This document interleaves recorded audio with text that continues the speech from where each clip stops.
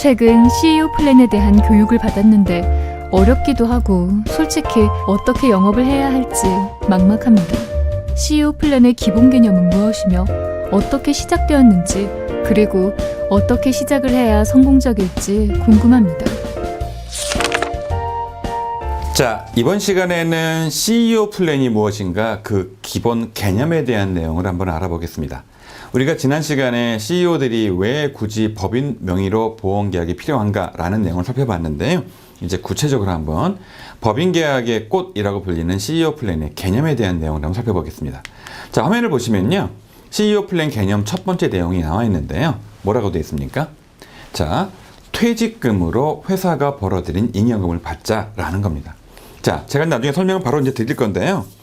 또 다른 케이스 설명을 드리겠지만 퇴직금으로 돈을 받는 게 제일 세금이 저렴하죠. 그래서 보시는 것처럼 법인의 잉여금을 퇴직금으로 수령을 하게 되면 다른 배당이나 급여 이런 거 받는 것보다 훨씬 세금이 저렴합니다. 근데 제가 질문 한번 드려볼까요? 자, 만약에 이 CEO가 CEO 플랜용 보험에 가입하지 않고 그냥 회사 돈을 은행에 차곡차곡 적금으로 쌓아놨다가 예금했다가 나중에 CEO가 수십 년 뒤에 은퇴를 하실 때 15억, 10억 되는 퇴직금을 받고 은퇴한다고 가정을 할게요. 현금으로. 이런 케이스 하고요. 예. 똑같은 케이스인데 이분이 보험을 가입을 해서 법인 명의로 나중에 은퇴할 때 보험을 승계하는 경우 두 가지를 비교 한번 해볼게요. 결국 다 똑같은데 한 경우는 돈 받고 가는 거고요. 현금 퇴직금을. 또 한 경우는 똑같은 동일한 금액 가치가 있는 보험을 승계하는 거죠. 이 두 가지 케이스에 퇴직 소득세가 같을까요? 다를까요? 라고 질문을 드리면 정답은 같다라는 겁니다. 무슨 말이냐면요. 여기 보이시는 장점 1번의 퇴직금 절세 효과는요. CEO 플랜 보험 가입 때문에 생기는 게 아니에요. 왜냐하면 그거는 회사 돈을 가져갈 때 뭐로 가져간다? 여기 써 있지만 퇴직금 명목으로 가져가기 때문에 세금이 줄어드는 거고요. 보험을 가입했기 때문에 줄어드는 게 아니에요. 따라서 여러분 중에 혹시 CEO 플랜 영업을 해야 되는데 CEO한테 가서 대표님 CEO 플랜 가입을 하세요. 그러면 현금 퇴직금을 받고 갈 때에 비해서 퇴직소득세로 과세가 되기 때문에 세금이 왕창 줄어듭니다. 라고 말씀하시면 그건 잘못 설명하신 거예요. 왜? 이분이 굳이 CEO 플랜을 하지 않고 은행에 예금을 했다가 그 돈을 가지고 가서 그냥 퇴직금 처리해도 퇴직소득세로 과세가 됩니다. 이유는요. 저랑 나중에 뒤에 다른 케이스의 설명을 드리겠지만 퇴직금에 대한 세금이 절감되는 이유는 CEO 플랜 보험으로 승계해서 절감되는 게 아니고요. 그냥 퇴직금으로 받았기 때문에 세금이 줄어드는 겁니다. 자, 우리 개인의 소득은 종합과 퇴직과 양도가 있는데요. 퇴직금의 세금이 가장 절세가 됩니다. 연분 연선 계산이 돼서. 자, 저 뒤에 설명드릴게요, 제가. 따라서 장점 1번은 CEO 플랜 때문에 생기는 게 아니에요. 자, 그러면 이런 질문을 합니다. 그러면 왜 굳이 법인 명의로 가입해야 되는 것이냐, 보험을. 그 이유는 간단합니다. 따라서 여기 나와 있는 것처럼 현금 퇴직금 수령에도 절세가 되는데 그 이유는 두 번째 이렇습니다. 여러분 CEO 플랜을 가입하면 은행에 들었던 적금을 해약해서 그 돈 가져가는 겁니까? 내가 회사가 들어뒀던 보험을 CEO 내가 승계하는 겁니까? 보험을 승계하죠? 그럼 무슨 좋은 점이 있는 겁니까? 자, 질문 드려볼게요. 여기 나와 있죠. 장점 두 번째. 법인 명의로 보험을 미리미리 가입을 하죠. 그래서 보장 은퇴 설계를 미리미리 하는 거죠. 자, 상기 한번 해보세요. 자, 계약자가 법인이고 수익자가 법인이지만 기억을 돌이켜보시면 피보험자는 누구였죠? CEO였죠. 따라서 다른 금융상품은 계약자, 피보험자, 수익자라는 제도가 없어요. 그래서 그냥 회사에 그냥 예금을 해버리면 회사 거죠. 그러나 이 보험은 개, 피, 수가 있기 때문에요. 피보험자를 CEO로 하되 계약자, 수익자를 법인으로 하면 CEO를 집어넣고 보험 가입을 했지만 법인의 소유이긴 하나 나중에 계약자, 수익자를 승계하는 기능이 있다 보니까 여기 나와 있는 것처럼 CEO가 필요한 보장성 보험과 CEO가 필요한 저축성 보험을 미리 만들 수가 있는 거죠. 필요할 때 가입할 수 있는 거죠. 자, 우리끼리 얘기지만 보험은 나이 들어 필요합니까? 젊었을 때 필요합니까? 젊었을 때 필요하죠. 따라서 CEO가 일반적으로 70 가까이 은퇴를 하시는데 70 다 돼서 은퇴한 다음에 퇴직금 현금 타가지고 그 돈 들고 가서 나 보험 가입할게요 라고 말하면 일단 기본적으로 보험 가입도 안 되겠지만 특히 보장성은 뭐하라 70 나이에 보험을 가입합니까? 인생 다 살아놓고 따라서 내가 혹시 미리 다치거나 죽거나 아플까봐 보험을 가입해야 되는 거기 때문에 언제 가입하자는 겁니까? 젊어서 가입을 해야 되는데 저랑 저 앞전 케이스 공부했던 것처럼 이분들의 개인 연봉이 되게 많다고요? 되게 낮다고요? 규모가 되더라도 연봉이 7, 8천만 원 이하 금액이다 보니 누구 돈으로? 회사 돈으로 가입을 했다가 여기 보시는 것처럼 나중에 승계하면 내 보험화 시킬 수도 있고 그리고 다시 말씀드리지만 내 보험화 시킬 때 그냥 가져갑니까? 세금 내고 가져갑니까? 퇴직 도득세로 합법적으로 물건을 승계하는 거기 때문에 정리하면 그렇습니다. 보험이 필요한 고객이 있어요. 개인 돈이 부족해요. 회사 돈으로 가입을 해요.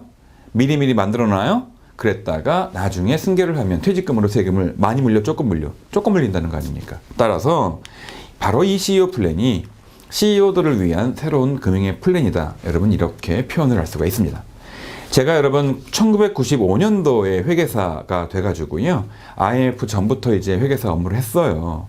그때 여러분 회사에 일을 나가보면 컨설팅 나가보면 회계감사 나가보면 실제로 꽤 규모가 큰 기업임에도 불구하고 임원 퇴직금 규정을 만들어 놓지 않았던 기업들이 꽤 있어요. 여러분 그러면 퇴직금을 많이 못 줘요. 일반인처럼 1년 근무해봐야 한 달밖에 못 주기 때문에 회계사들이 얘기를 해줍니다. 대표님 퇴직금을 받으시려면 규정이 필요합니다. 좀 많이 만들어 놓으시죠? 하면 그분들이 굉장히 고마워하면서 퇴직금을 많이 받을 수 있는 규정을 만들어 놓고 했었거든요. 그게 바로 장점 1번입니다. 따라서 회계사들은 이미 보험 관계없이 퇴직금 규정을 만들어라 라고 컨설팅을 하고 있었는데 보험 영업하는 분들이 2000년 초반에 거기다 뭘 더해버린 겁니까? 밑에 보시는 것처럼 필요한 보험 만듭시다. 돈이 없으세요? 회사 보험 돈으로 가입을 하시죠. 나중에 승계해 드릴게요. 퇴직금 세금 저렴하게 물게 해드릴게요. 이런 컨셉으로 영업을 했기 때문에 새로운 금융의 플랜이다. 이렇게 말할 수 있겠죠. 자, 그런데 다음 페이지 보시는 것처럼 이 CEO 플랜에 대해서 사회의 일반적인 인식은 어떠냐라는 겁니다. 보시는 것처럼 편법 절세다, 사장님 보험이다 이런 용어도 있었고요. 보험회사가 합법적으로 보험으로 회사의 돈을 합법적으로 횡령하는 거다 뭐 이런 문구도 있었고요. 신문 기사가 짝퉁퇴직보험이다 라는 기사들이 있어가지고요. 이 CEO 플랜 관련해 가지고 영업이 잘못된 부분이 있었던 거죠.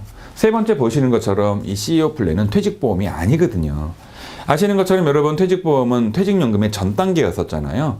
이 퇴직보험은 보험사에 보험 가입을 하는데 계약자 법인, 수익자 법인이 아니고요. 수익자는 종업원으로 들어가서 이 종업원이 퇴직하면 돈을 줘버리는 거잖아요. 근데 일부 은행에서 또 일부 보험 영업하는 분들이 잘못 알고 이걸 갖다가 퇴직보험이라 팔았다가 영업했다가 민원이 대책이 돼서 이 돈을 환불해주는 경우도 있었고요.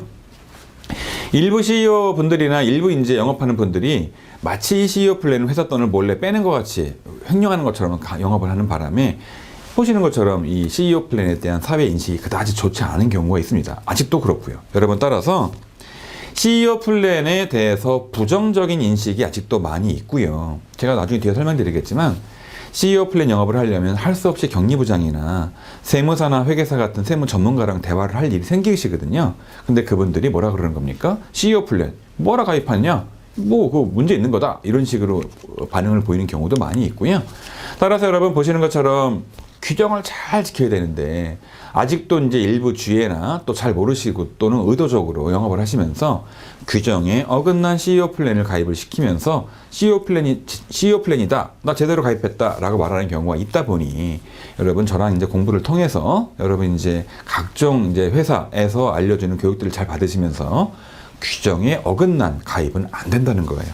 자, 따라서 합법적인 CEO 플랜 영업을 위해서는 상법, 세법, 관련된 회계 이런 내용들을 잘 숙지하셔서 보시는 것처럼 사회적 인식, 나쁜 인식을 불식시키시고 합법적인 CEO 플랜 영업이 필요하다. 이렇게 감히 제가 말씀을 드리겠습니다. 자, 이제 그 다음 내용인데요. 과연 그러면 CEO 플랜 영업에 대해서 어떤 내용들이 주로 문제가 되느냐라는 겁니다. 먼저 쟁점 1번인데요.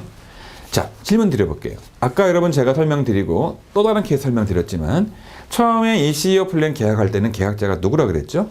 법인, 피보험자, CEO, 임원, 수익자, 법인 이렇게 해서 계약자, 수익자가 법인이니까 이거는 법인 겁니다. 이거를 나중에 퇴직할 때 이제 계약자와 수익자를 누구에서 누구로? 법인에서 CEO로 이렇게 승계 바꿔주는 건데 그때 이 보험을 평가해서 그걸 뭐로 과세한다 그랬죠? 퇴직금으로 굉장히 저렴한 세금을 과세한다고 했었는데 여러분 정말 퇴직소득이 맞습니까? 라고 질문을 드리면 여러분들은 이제 근거 규정은 뭔데 이러이러해서 퇴직금이 맞다라고 설명을 하셔야겠죠. 이게 첫 번째 쟁점 사항이고요. 제가 곧 이어서 또 다른 케이스에서 이것이 왜 퇴직금이냐라는 거에 대해서 자세히 한번 근거 규정을 가지고 설명을 드리도록 할게요. 두 번째, 자, 이 CEO 플랜을 나중에 승계하잖아요. 얘는 종이 조각이란 말이죠. 엄밀히 말하면 이 종이 조각이 얼마짜리입니까? 따라서 많은 분들이 이렇게 생각을 하시는 겁니다. 아, 보험의 가치는 PC로 조회를 하면 나오니까 자, 이 조회된 해약 환급금이다 라고 이해를 하시는데 우리 세법은 해약 환급금으로 보지 않습니다. 자, 뭐로 보냐고요? 제가 또 다른 케이스에서 자세히 근거 규정을 가지고 설명을 드리도록 할게요. 자, 그 다음 보시는 것처럼 CEO 플랜으로 승계되는 이 저축성 보험이 자, 만약에 저축성 보험이라면 여러분 아시는 것처럼 2013년도 2월 15일부터 가입된 보험들, 저축성 보험을 개인에서 개인으로, 자, 법인에서 개인으로, 보장성의 저축성으로 이렇게 바뀌게 되면 바뀐 날짜가 최초 보험 그 날짜로 봐서 이날부터 다시 10년을 기다려야 되잖아요. 따라서 이 CEO 플랜의 저축성 보험인데, CEO 플랜이 저축성 보험인데 요게 2013년도 2월 15일 이후에 가입된 거라면 자, 다시 10년을 기다려야 되는 거예요. 그런 문제들입니다. 여러분 그러면 CEO분들이 70 전후에 은퇴를 하시는데 10년 더 기다리라고 하면 80 전후가 되다 보니까 너무 비과세가 오래 걸린다라는 불평이 있으셔서 가입 안 하려고 하겠죠? 여러분 어떻게 응대하실 거예요? 여기에 대한 자세한 근거 규정과 응대법들을 또 공부하셔야겠죠? 마지막 내용입니다. 자, 회사들이 질문을 합니다. 자, 알았다. CEO 플랜 보험 가입할게. 그런데 우리 회사가 보험회사에 낸 그 보험료가 과연 전액 선비 처리가 되느냐, 손금 되느냐라는 겁니다. 여러분 선금, 선비는 바로 뭐냐면 회사가 낸 보험료 중에서 비용 처리가 되면 결국 법인세를 계산할 때 비용이 커지니까 뭐가 줄어들겠습니까? 법인세를 내야 되는 과세 표준이 줄어들어요. 그럼 법인세가 줄겠죠.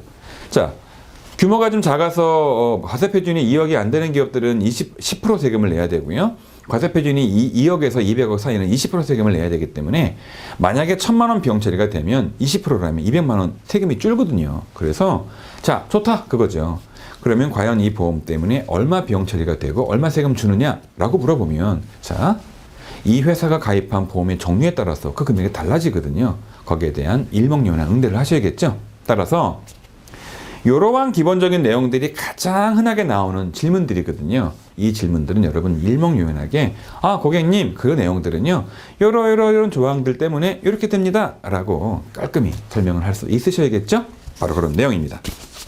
자, 정리 한번 할까요? 따라서 여러분이 이제 CEO 플랜의 장점이 무엇인가 라고 물어보면 솔직히 단점도 있습니다. 그래서 장점은 최대한 부각시키고 단점은 합리적으로 설명을 잘해서 극복할 줄 아셔야 되겠고요.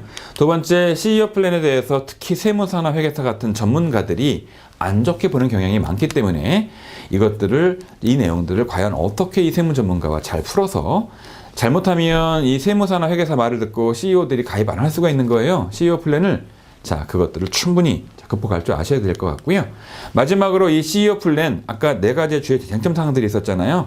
최소한 이러한 쟁점 사항들은 깔끔하게 일목요연하게 근거를 바탕으로 해서 설명을 효과적으로 해서 나중에 여러분이 만나야 될 CEO들, 그 다음에 격리부장들, 그리고 세무 전문가들, 이 3가지 주체들을 효과적으로 설득을 해서 야, CEO 플랜 필요한 거구나. 가입하면 이러이러한 문제가 있는데 확인했더니 별 문제가 아니구나. 가입하자. 내가 필요한 보험 누구 돈으로? 법인 돈으로. 나중에 뭐로 승계하자? 퇴직금으로. 이렇게 설명을 할 줄 아셨으면 좋겠습니다. 자, 여러분 오늘은 CEO 플랜의 기본적인 개념을 살펴봤죠. 다음 시간에 쟁점 사항들을 가지고 하나씩 구체적인 내용들을 한번 살펴보도록 하겠습니다. 고생하셨고요. 다음 시간에 뵙도록 할게요.